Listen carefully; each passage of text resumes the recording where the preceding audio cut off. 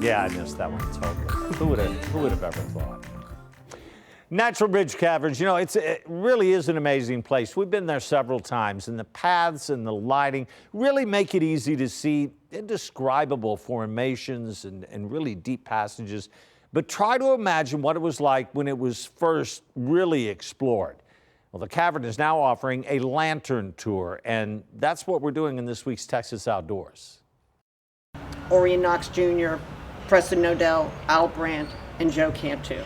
Those are the 4 St. Mary's University students we have to thank for Natural Bridge Caverns as we know it today.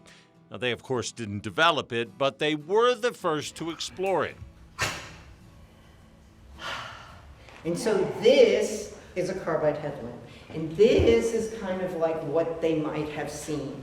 They aren't carbide, but the cavern is now offering lantern tours, giving you an opportunity to see the cave more like those boys did in 1960. Go ahead, grab that handrail, follow me down. Except they didn't have handrails, LED lanterns, and concrete paths on which to walk.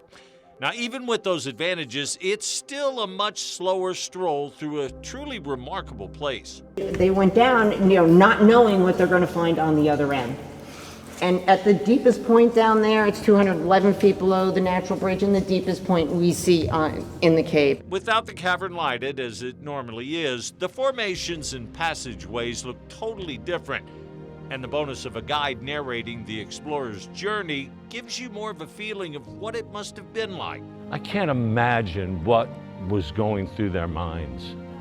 The excitement of knowing what they had found, and that chances are they were the first ones to ever see it. I also can't imagine what the owner, Clara Wiest, must have thought when those 4 boys were underground for more than 7 hours. She has no idea what What's has happened. happened. If they are lost, if they are trapped, if they have gotten hurt, she has no idea what's going on. You won't get covered in mud, as I'm sure they were, or spend 7 hours. Only takes about 45 minutes to an hour.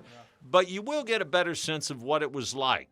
And even then, you won't really see the end of the cave. Before 2019, we had 2.5 miles of known cavern passages that were surveyed, mapped, people had been.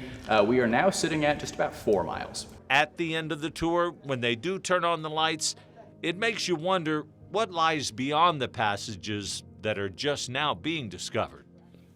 Words don't describe it.